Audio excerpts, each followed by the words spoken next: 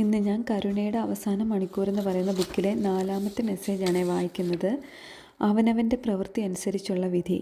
സമയത്തിൻ്റെ സമാപ്തിയിൽ സംഭവിക്കാനിരിക്കുന്ന അന്ത്യവിധിയിൽ ദൈവകരുണയും എന്നിലൂടെയുള്ള രക്ഷയും നിരസിച്ചതിനാൽ എല്ലാ ദുഷ്ടന്മാരും അനുതപിക്കാത്ത എല്ലാ പാപികളും തങ്ങളുടെ പ്രവൃത്തികൾക്കനുസൃതം വിധിക്കപ്പെടും.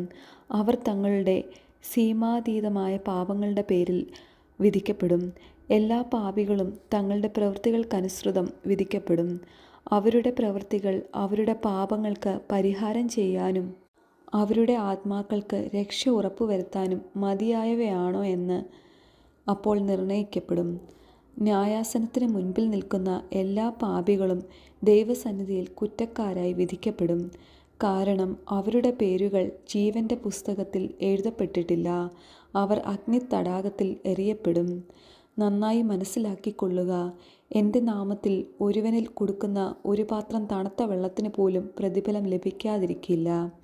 ഇവിടെ ഭൂമിയിൽ ചെയ്യപ്പെടുന്ന ഓരോ അധ്വാനത്തിനും ഓരോ കർമ്മത്തിനും ഓരോ പ്രവൃത്തിക്കും അതിനനുസരിച്ചുള്ള പ്രതിഫലം നൽകപ്പെടും. അവയെല്ലാം ദൈവത്തിൻ്റെ ഓർമ്മ പുസ്തകത്തിൽ രേഖപ്പെടുത്തിയിട്ടുണ്ടല്ലോ.